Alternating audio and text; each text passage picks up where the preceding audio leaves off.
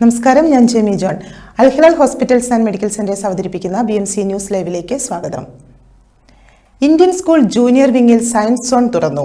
Primary വിദ്യാർത്ഥികൾക്കിടയിൽ ജിജ്ഞാസ, ശാസ്ത്രീയ മനോഭാവം, പഠനത്തോടുള്ള ഇഷ്ടം എന്നിവ വളർത്തിയെടുക്കാൻ ലക്ഷ്യമിട്ട് ഇന്ത്യൻ സ്കൂൾ ജൂനിയർ വിഭാഗത്തിൽ സയൻസ് എക്സ്പ്ലോർ റൂമുകൾ തുറന്നു.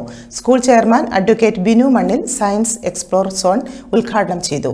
Secretary V Rajapandian, executive committee അംഗങ്ങളായ Bony Joseph, Mithun Mohan, principal VR Palaniswami, junior wing principal Pamela Xavier, staff പ്രതിനിധി Parvathy Devadas, junior wing vice principal Priya Laji, അധ്യാപകർ, രക്ഷിതാക്കൾ, പ്രിഫെക്ടോറിയൽ കൗൺസിൽ അംഗങ്ങൾ, വിദ്യാർത്ഥികൾ എന്നിവർ ചടങ്ങിൽ പങ്കെടുത്തു. ഹെഡ് ഗേൾ നൂറ റഹ്മത്തലി സ്വാഗതം പറഞ്ഞു. തുടർന്ന് അഡ്വക്കേറ്റ് ബിനു മണ്ണിൽ റിബൺ കട്ടിംഗ് നിർവഹിച്ചു. വിദ്യാർത്ഥികളുടെയും അധ്യാപകരുടെയും പ്രയത്നത്തെ അദ്ദേഹം അഭിനന്ദിച്ചു. ജലചക്രം, ഋതുക്കൾ, ജീവിതചക്രങ്ങൾ, ഭക്ഷ്യശൃംഖല, പ്രകാശ സംശ്ലേഷണം, വിത്ത് മുളയ്ക്കൽ, സൗരയൂഥം, മനുഷ്യ ശരീരവും അവയവ സംവിധാനങ്ങളും പ്രകാശവും അനുബന്ധ വിഷയങ്ങളും ഉൾപ്പെടുന്ന വിവിധ പ്രദർശനങ്ങൾ പ്രദർശിപ്പിച്ചിരിക്കുന്ന പര്യവേഷണ മുറികളിലേക്ക് വിദ്യാർത്ഥികൾ സന്ദർശകരെ നയിച്ചു. ലളിതവും എന്നാൽ ആകർഷകവുമായ പരീക്ഷണങ്ങൾ സന്ദർശകർക്ക് മുന്നിൽ പ്രദർശിപ്പിച്ചു. ഇക്കോ അംബാസിഡർ സാൻവിക രാജേഷ് വിത്ത് മുളയ്ക്കുന്ന പ്രക്രിയയെക്കുറിച്ചുള്ള തന്റെ പരീക്ഷണത്തെക്കുറിച്ച് വിവരിച്ചു. ഹെഡ് ബോയ് ജെഫ് ജോർജ് പ്രകാശം ഒരു നേർരേഖയിലൂടെ സഞ്ചരിക്കുന്നു എന്ന് തെളിയിക്കുന്ന പരീക്ഷണം പ്രദർശിപ്പിച്ചു. പരീക്ഷണങ്ങൾ, പ്രോജക്റ്റുകൾ എന്നിവയിലൂടെ ശാസ്ത്രീയ ആശയങ്ങൾ അന്വേഷിക്കാൻ വിദ്യാർത്ഥികളെ പ്രോത്സാഹിപ്പിക്കുന്നതിന് അനുകൂലമായ അന്തരീക്ഷം പ്രദാനം ചെയ്യുന്നതിനാണ് സയൻസ് എക്സ്പ്ലോർ റൂമുകൾ രൂപകൽപ്പന ചെയ്തിരിക്കുന്നത്. വർഷം മുഴുവൻ ആസൂത്രിതമായ പ്രവർത്തനങ്ങളുമായി കൊച്ചു ഗവേഷകർക്ക് ഇത് പുതിയ പഠന അനുഭവങ്ങൾ സമ്മാനിക്കും. സെക്രട്ടറി വി രാജപാണ്ഡ്യൻ നന്ദി പറഞ്ഞു.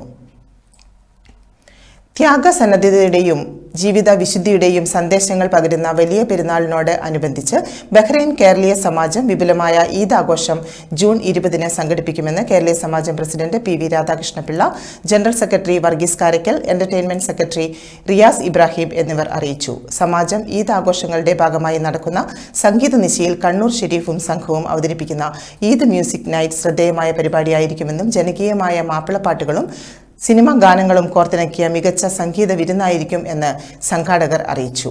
പാരമ്പര്യ ഒപ്പനയും സിനിമാറ്റിക് ഒപ്പനകളും MCMA മുട്ടിപ്പാട്ട് സംഘം അവതരിപ്പിക്കുന്ന മുട്ടിപ്പാട്ട് എന്നിവയും ഈദ് ആഘോഷങ്ങളെ വർണ്ണാഭമാക്കുന്നതായിരിക്കും. KT സലീം, അൽത്താഫ് തുടങ്ങിയവർ കൺവീനർമാരായ ഈദ് ആഘോഷ കമ്മിറ്റിയാണ് പരിപാടികൾക്ക് നേതൃത്വം നൽകുന്നത്. ജൂൺ 20 വൈകുന്നേരം 7:30 മുതൽ പരിപാടികൾ ആരംഭിക്കുമെന്നും പൊതുജനങ്ങൾ എല്ലാവർക്കും പരിപാടികൾ ആസ്വദിക്കുവാനുള്ള ക്രമീകരണങ്ങൾ ബഹ്റൈൻ കേരളീയ സമാജത്തിൽ ഒരുക്കിയിട്ടുണ്ട്. ജൂൺ 20 വ്യാഴം വൈകുന്നേരം 7:30 മുതൽ പരിപാടികൾ ആരംഭിക്കുന്നതായിരിക്കും. ഈദ് ആഘോഷങ്ങളുടെ ഭാഗമായി ബിരിയാണി പാചക മത്സരവും അന്നേ ദിവസം അരങ്ങേറുന്നത് ആയിരിക്കും. സിജി ബിനു, ശ്രീവിദ്യ വിനോദ് എന്നിവരാണ് ബിരിയാണി മത്സരങ്ങളുടെ കൺവീനർമാർ. മികച്ച ബിരിയാണി അവതരിപ്പിക്കുന്നവർക്ക് ആകർഷകമായ സമ്മാനങ്ങൾ ഉണ്ടായിരിക്കുന്നതാണ്. കൂടുതൽ വിവരങ്ങൾക്കായി റിയാസ് ഇബ്രാഹിം 33189894, KT സലീം 33750999, സിജി ബിനു 36302137 എന്നിവരെ ബന്ധപ്പെടാവുന്നതാണ്. പവിഴോത്സവം 2024 GCC കപ്പ് കിരീടം UAEക്ക്. ബഹ്റൈൻ കേരള നേറ്റീവ് ബോൾ ഫെഡറേഷന്റെ ആഭിമുഖ്യത്തിൽ ബദൽ ട്രേഡിംഗ് WLL സ്പോൺസർ ചെയ്ത VV Andrews Valiya Veettil memorial ever rolling ട്രോഫിക്കും KE Eesho Eeracheril ever rolling ട്രോഫിക്കും Sephora info solutions private limited ever rolling ട്രോഫിക്കും ക്യാഷ് അവാർഡിനും വേണ്ടിയുള്ള പ്രഥമ GCC കപ്പ് ചാമ്പ്യൻഷിപ്പ് നാടൻ പന്തുകളി മത്സരം പവിഴോത്സവം 2024 ഫൈനൽ മത്സരത്തിൽ KKNBF കുവൈറ്റിനെ പരാജയപ്പെടുത്തി KNBA UAE GCC ചാമ്പ്യൻഷിപ്പ് നാടൻ പന്ത് കളി മത്സരത്തിൽ കിരീടം ചൂടി. ഖത്തർ, കുവൈറ്റ്, UAE, ബഹ്റൈൻ ടീമുകൾ ചാമ്പ്യൻഷിപ്പിൽ പങ്കെടുത്തു. BKNBF പ്രസിഡന്റ് അനീഷ് ഗൗരിയുടെ അധ്യക്ഷതയിൽ കൂടിയ പൗരോത്സവം 2024 സമാപന സമ്മേളനത്തിന്റെ ഔദ്യോഗിക ഉദ്ഘാടനം കേരള നേറ്റീവ് ബോൾ ഫെഡറേഷൻ സംസ്ഥാന പ്രസിഡന്റ് സന്ദീപ് S കാരോട്ടുകുന്നിൽ നിർവഹിച്ചു. ഹിസ് എക്സലൻസി മുഹമ്മദ് ഹുസൈൻ അൽ ജനാഹി MP മുഖ്യ അതിഥി ആയിരുന്നു. കേരളീയ സമാജം ജനറൽ സെക്രട്ടറി വർഗീസ് കാരയ്ക്കൽ, പ്രമുഖ നാടൻ പന്തുകളി താരം കമ്പംമേട് ടീമിന്റെ ബിജോമോൻ സക്കറിയ, OICC മുൻ ദേശീയ president Binu Kunnanthanam, Sara pest control manager Varghese Malam, Lal KS charity wing convener Thomas Philip എന്നിവർ സമാപന സമ്മേളനത്തിൽ ആശംസകൾ അർപ്പിക്കുകയും സമ്മാനങ്ങൾ വിതരണം ചെയ്യുകയും ചെയ്തു. ടൂർണമെന്റിലെ മികച്ച കൈവെട്ടുകാരനായി കുവൈറ്റ് ടീമിന്റെ ജിത്തുവിനെയും മികച്ച പിടുത്തക്കാരനായി VKNBFന്റെ ആൻഡോയെയും മികച്ച പൊക്കി അടിക്കാരനായി ഖത്തർ ടീമിന്റെ സൂരജിനെയും മികച്ച ടൂർണമെന്റിലെ കളിക്കാരനായി UAE ടീമിലെ അനന്തുവിനെയും മികച്ച പൊക്കി വെട്ടുകാരനായി UAE ടീമിലെ അലനെയും മികച്ച കാലടിക്കാരനായി കുവൈറ്റിലെ ജോയലിനെയും ഫൈനലിലെ മികച്ച കളിക്കാരനായി UAEയുടെ ഗോകുലിനെയും തെരഞ്ഞെടുത്തു. VKNBF secretary Nikhil K. Thomas സ്വാഗതം ആശംസിച്ച സമ്മേളനത്തിന് ടൂർണമെന്റ് കമ്മിറ്റി കൺവീനർ റോബി കാലായിൽ കൃതജ്ഞത അർപ്പിച്ചു. സമാപന സമ്മേളനത്തിന് ശേഷം സഹൃദയ നാടൻപാട്ട് സംഘം അവതരിപ്പിച്ച ഗാനസന്ധ്യ അരങ്ങേറി. അടുത്ത ഹജ്ജ് കൂടി കടുത്ത ചൂടിൽ തുടർന്നുള്ള 17 വർഷം തണുത്ത കാലാവസ്ഥ. അടുത്ത വർഷത്തെ ഹജ്ജ് സീസൺ കൂടി കടുത്ത വേനൽക്കാലത്തായിരിക്കുമെന്നും എന്നാൽ അതിനുശേഷം സ്ഥിതി മാറുമെന്നും സൗദി നാഷണൽ മെറ്റീരിയോളജിക്കൽ സെന്റർ വക്താവ് ഹുസൈൻ അൽ ഖത്താനി 2026 ഹജ്ജ് സീസൺ കാലാവസ്ഥാ വ്യതിയാനത്തിന്റെ ഒരു പുതിയ ഘട്ടത്തിലേക്ക് പ്രവേശിക്കും. പിന്നീട് 17 വർഷത്തിന് ശേഷം മാത്രമേ ഹജ്ജ് സീസണിൽ വേനൽക്കാലം തിരിച്ചെത്തൂ എന്നും അദ്ദേഹം പറഞ്ഞു. 2026 വർഷം ഹജ്ജ് സീസണിൽ വസന്തകാലത്തിന്റെ തുടക്കത്തെ അടയാളപ്പെടുത്തുമെന്ന് അൽ ഖത്താനി പറഞ്ഞു. അടുത്ത 8 വർഷത്തേക്ക് ഇതേ നില തുടരും. തുടർന്നുള്ള 8 വർഷം കൂടി ഹജ്ജ് തീർത്ഥാടനം ശൈത്യകാലത്ത് നടക്കും. 16 വർഷത്തിന് ശേഷമായിരിക്കും വീണ്ടും ഹജ്ജ് സീസണിൽ വേനൽക്കാലം തിരിച്ചെത്തുക. ട്രാഫിക് സുരക്ഷ ഉറപ്പുവരുത്തുന്നതിന്റെ ഭാഗമായി അലൈൻ ദുബായ് മോട്ടോർവേയിൽ 30 പുതിയ സ്പീഡ് ഡിറ്റക്ഷൻ ഉപകരണങ്ങൾ സ്ഥാപിച്ചതായി Abu Dhabi police directorate of traffic and patrols അറിയിച്ചു. വാഹനങ്ങളുടെ അമിത വേഗത നിയന്ത്രിക്കാനും റോഡ് അപകടങ്ങൾ കുറയ്ക്കാനും ഇതിലൂടെ സാധിക്കുമെന്നാണ് കരുതുന്നതെന്നും അദ്ദേഹം പറഞ്ഞു. അലൈൻ ദുബായ് റോഡിൽ പരമാവധി വേഗപരിധി മണിക്കൂറിൽ 140 കിലോമീറ്ററാണ്. ഈ വേഗപരിധി ലംഘിക്കുന്നവർക്കെതിരെ കർശന നിയമ നടപടി സ്വീകരിക്കും. പാർക്കിംഗ് നിയമം ലംഘിച്ചാൽ വാഹനം പിടിച്ചെടുക്കും. ഗതാഗത നിയമം കർശനമാക്കി UAEയിലെ emirate.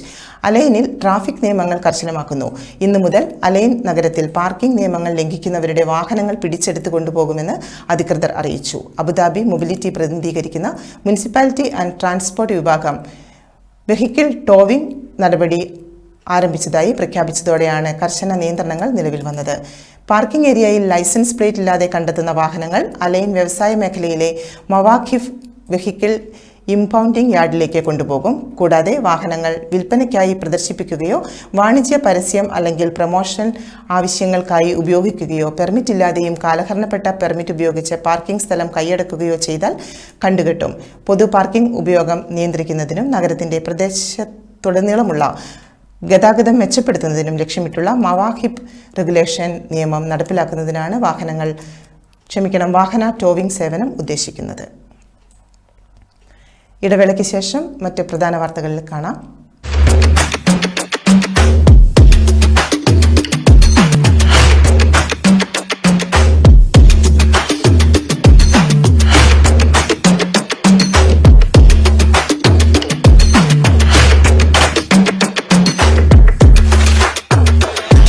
All your favorite products under one roof in Bahrain from our 14 branches at 27-year-old Megamart and Macromart.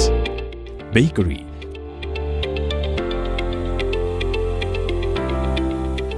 fresh meat and fish,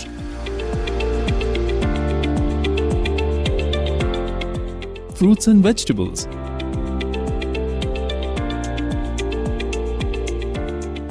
sweets and snacks, ready-to-eat foods, dairy products, grocery or consumer goods. To have a wonderful shopping experience, please visit your nearest Megamart Macromart branch. Megamart and Macromart, full of goodness.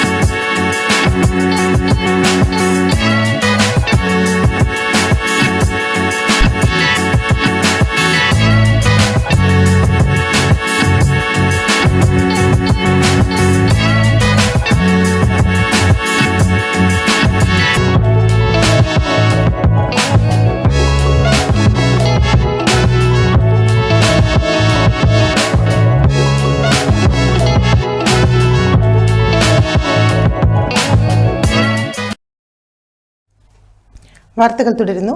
പലസ്തീനിലെ അഭയാർത്ഥി ക്യാമ്പുകൾക്ക് നേരെ വീണ്ടും Israel നടത്തിയ ആക്രമണത്തിൽ 18 പേർ കൊല്ലപ്പെട്ടു.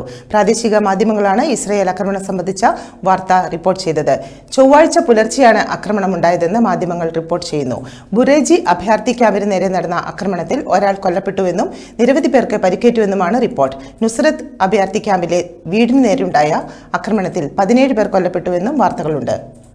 ഈ മാസം മാത്രം നടന്ന ആക്രമണങ്ങളിൽ നുസ്രത്ത് അഭയാർത്ഥി ക്യാമ്പിൽ 274 പേർ കൊല്ലപ്പെട്ടു എന്നാണ് കണക്കുകൾ. ഹമാസ് ബന്ദികളാക്കിയ 4 പേരെ മോചിപ്പിച്ചതിന് ശേഷമാണ് ഇസ്രായേൽ അഭയാർത്ഥി ക്യാമ്പുകൾക്ക് നേരെയുള്ള ആക്രമണങ്ങൾ ശക്തമാക്കിയത്.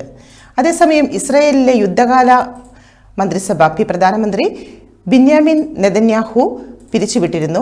6-അംഗ യുദ്ധകാല ക്യാബിനറ്റ് പിരിച്ചുവിടുകയാണെന്ന് നെതന്യാഹു അറിയിച്ചു. കഴിഞ്ഞ ദിവസം നടന്ന ക്യാബിനറ്റ് യോഗത്തിലാണ് യുദ്ധകാല മന്ത്രിസഭ പിരിച്ചുവിടാനുള്ള തീരുമാനം നെതന്യാഹു എടുത്തതെന്നാണ് റിപ്പോർട്ട്.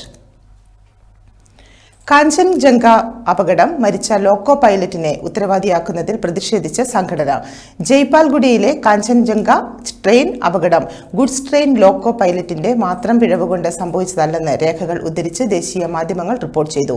സ്റ്റേഷൻ മാസ്റ്റർ നിർദ്ദേശം നൽകിയതുകൊണ്ടാണ് ഗുഡ്സ് ട്രെയിൻ കാഞ്ചൻജംഗ എക്സ്പ്രസ് പോയ ട്രാക്കിലൂടെ പോയതെന്നാണ് TA912 എന്ന രേഖയിൽ നിന്ന് വ്യക്തമാകുന്നത്.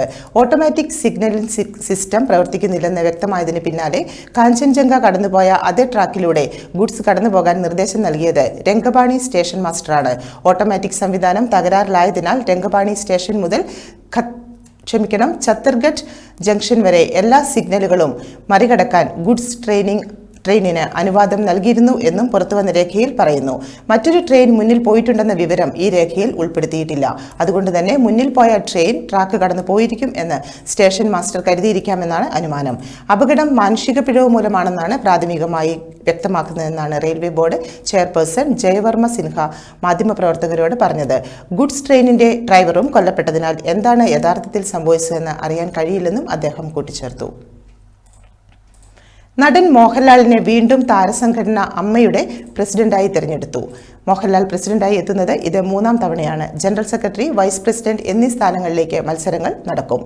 എതിരാളികളില്ലാതെയാണ് മോഹൻലാൽ തിരഞ്ഞെടുക്കപ്പെട്ടത്. ഏറെ കാലത്തിന് ശേഷമാണ് അമ്മയുടെ ജനറൽ സെക്രട്ടറി സ്ഥാനത്ത് നിന്നും ഇടവേള ബാബു മാറി നിൽക്കുന്നത്. സിദ്ദിഖ്, കുക്കു പരമേശ്വരൻ, ഉണ്ണി ശിവപാൽ എന്നിവർ ജനറൽ സെക്രട്ടറി സ്ഥാനത്തേക്ക് മത്സരിക്കും. വൈസ് പ്രസിഡന്റ് സ്ഥാനത്തേക്ക് ജഗദീഷ്, മഞ്ജു പിള്ള, ജയൻ ചേർത്തല എന്നിവർ മത്സരിക്കും. ഇടിവെട്ടി മഴ പെയ്യും, ഒപ്പം കാറ്റ് ആഞ്ഞടിക്കും. ശക്തമായ മഴയെത്തും. ഓറഞ്ച് യെല്ലോ അലർട്ടുകൾ പ്രഖ്യാപിച്ചു. കള്ളക്കടൽ പ്രതിഭാസത്തിനും ഉയർന്ന തിരമാല ഭീഷണിയും തുടരുന്നതിനിടെ കേരളത്തിൽ മഴ തുടരുമെന്ന് മുന്നറിയിപ്പ്. സംസ്ഥാനത്ത് 5 ദിവസം കൂടി മഴ തുടരുമെന്ന് കേന്ദ്ര കാലാവസ്ഥാ വകുപ്പ് അറിയിച്ചു. ശക്തമായ മഴയ്ക്ക് സാധ്യതയുള്ളതിനാൽ വിവിധ ജില്ലകളിൽ ഓറഞ്ച് യെല്ലോ അലർട്ടുകൾ പ്രഖ്യാപിച്ചു. തിരുവനന്തപുരം, കൊല്ലം, പത്തനംതിട്ട, ആലപ്പുഴ, കോട്ടയം, ഇടുക്കി, എറണാകുളം, കണ്ണൂർ, കാസർഗോഡ് ജില്ലകളിൽ ഇന്ന് യെല്ലോ അലർട്ടാണ് പ്രഖ്യാപിച്ചിരിക്കുന്നത്. ഒറ്റപ്പെട്ട ശക്തമായ മഴയ്ക്കുള്ള സാധ്യതയാണ് ഈ ജില്ലകളിൽ പ്രവചിക്കപ്പെട്ടിരിക്കുന്നത്. തമിഴ്നാട് തീരത്ത് നാളെ രാത്രി 11:30 വരെ കള്ളക്കടൽ പ്രതിഭാസത്തിനും ഉയർന്ന തിരമാലയ്ക്കും സാധ്യതയുണ്ടെന്ന് ദേശീയ സമുദ്രസ്ഥിതി പഠന ഗവേഷണ കേന്ദ്രം അറിയിച്ചു. ഈ വാർത്തയോടുകൂടി BMC ന്യൂസ് ലൈവിൽ മലയാളം വാർത്തകൾ പൂർണ്ണമാകുന്നു. ശുഭരാത്രി.